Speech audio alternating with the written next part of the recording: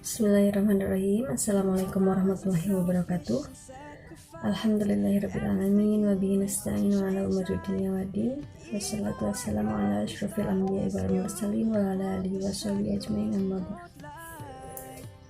Apa kabar anak-anak Desa Negeri 3 Banyarsari? Semoga semuanya sehat ya, dan selalu dalam lindungan Allah Subhanahu wa taala. Amin ya Allah rabbal alamin. Salawat beserta salam semoga tercurah limpahkan kepada Habibana wa Nabiyana wa Maulana Muhammad sallallahu alaihi wasallam. Alhamdulillah, pada kesempatan kali ini kita dapat melanjutkan pembelajaran kembali, yakni pada minggu kemarin kita telah membahas mengenai perbuatan sunnah yang terkait dengan sholat Jumat. Dan pada kesempatan kali ini, insya Allah kita akan membahas mengenai beberapa halangan melaksanakan sholat Jumat. Mari kita buka dulu SWI Office-nya dan kita pelajari materinya bersama-sama.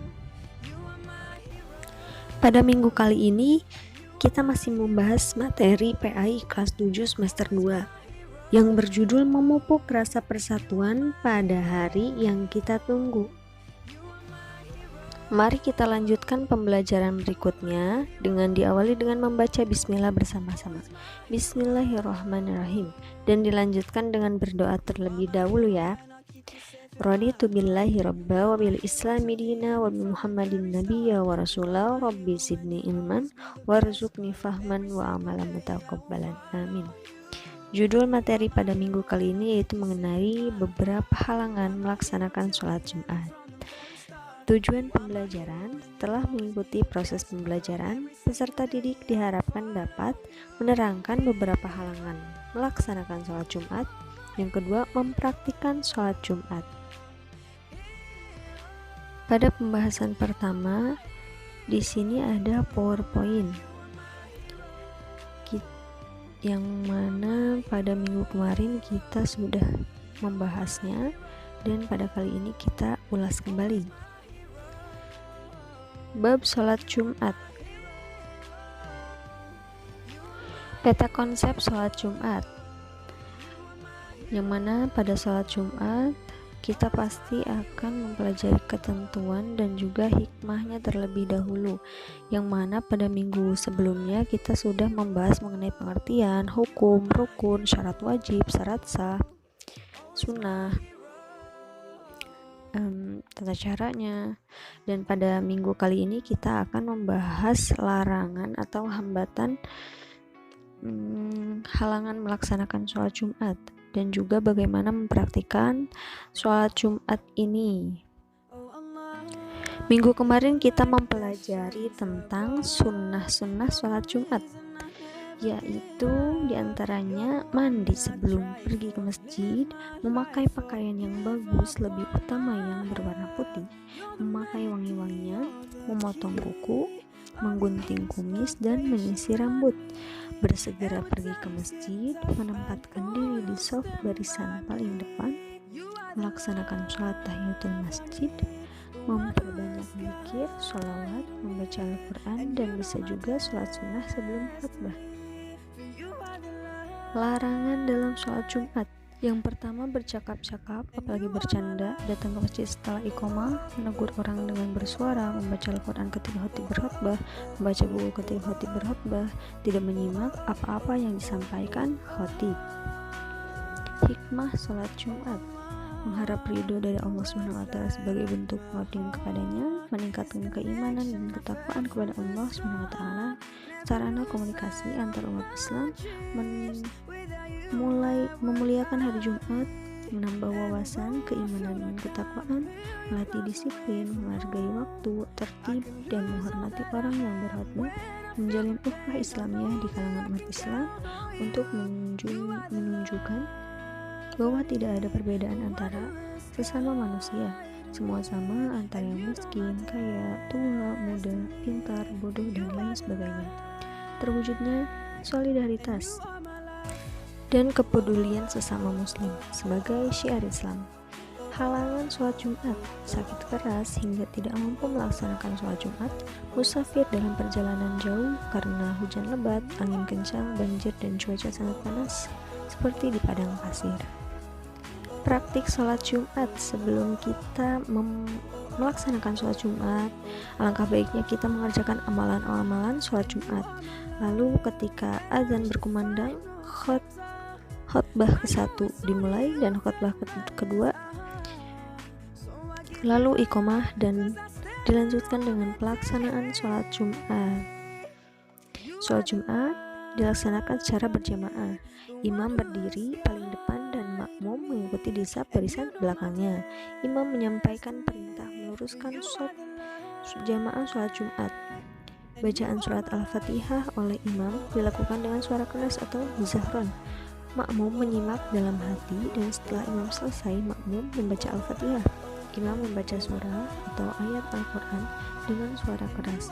Sholat Jumat dilaksanakan sebanyak 2 rakaat. Kita kembali di pembahasan sesuai office. Pada buku paket kelas 7 bab 9 ya. Halangan melaksanakan sholat Jumat yaitu diantaranya sakit. Orang yang sakit diperbolehkan tidak melaksanakan sholat Jumat, tetapi harus melaksanakan sholat duhur. Hujan lebat, angin kencang, dan bencana alam yang menyulitkan untuk melaksanakan sholat Jumat. Musafir yaitu seorang yang sedang melaksanakan perjalanan jauh.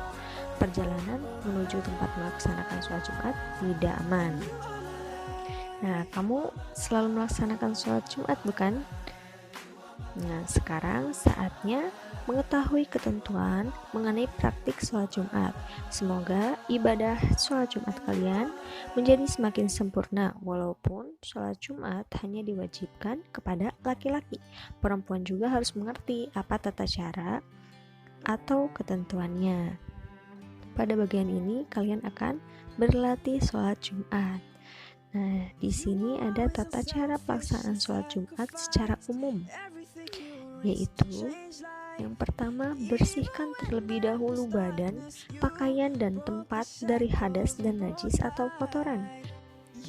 Sebelum berangkat ke masjid, disunahkan untuk mandi terlebih dahulu, memotong kuku, mencukur kumis, dan menghilangkan bau yang tidak sedap. Yang ketiga yaitu pakailah pakaian yang bersih, disunahkan yang berwarna putih, memakai kopiah, dan memakai wangi-wangian. Yang keempat, segera pergi ke masjid dan melaksanakan sholat tahiyatul masjid, sholat menghormati masjid, 2 rakaat sebelum duduk. Yang kelima, sambil menunggu khatib naik mimbar, disunahkan membaca zikir, sholawat Nabi, dan membaca Al-Quran. Yang keenam, ketika masuk waktu zuhur, muadzin mengumandangkan adzan yang pertama. Yang ketujuh, setelah selesai azan, jamaah melaksanakan sholat sunnah qobliyah atau sholat sunat Jumat. Yang kedelapan, khatib naik ke mimbar mengucapkan salam, muadzin mengumandangkan azan yang kedua.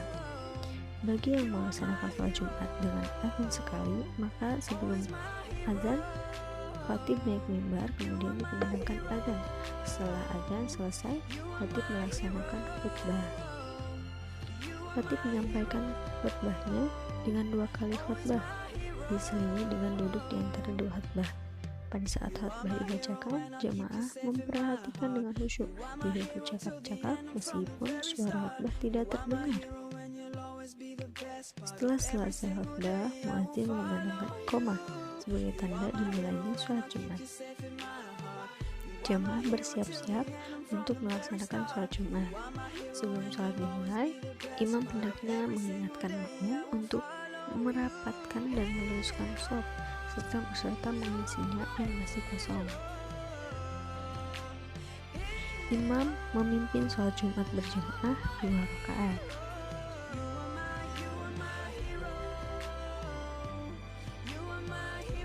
Jamaah disunahkan untuk berzikir dan berdoa setelah selesai sholat Jumat.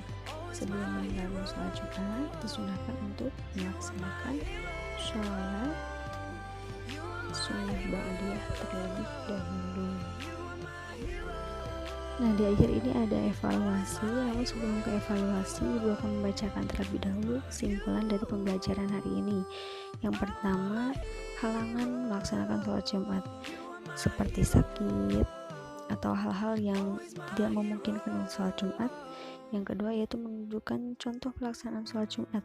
Nah, sholat Jumat itu dilaksanakan pada hari Jumat di waktu zuhur dan wajib bagi kaum laki-laki yang sudah baligh, muslim laki-laki ya. Di akhir ini kan ada evaluasi, kerjakan evaluasinya ya, dan dikumpulkan seperti biasa pada hari Senin. Alhamdulillah pembelajaran pada hari ini telah selesai. Semoga bermanfaat untuk kita dan bisa diamalkan ya. Terima kasih. Wabillahi taufiq wal hidayah. Wassalamualaikum warahmatullahi wabarakatuh. Sampai bertemu di pelajaran berikutnya.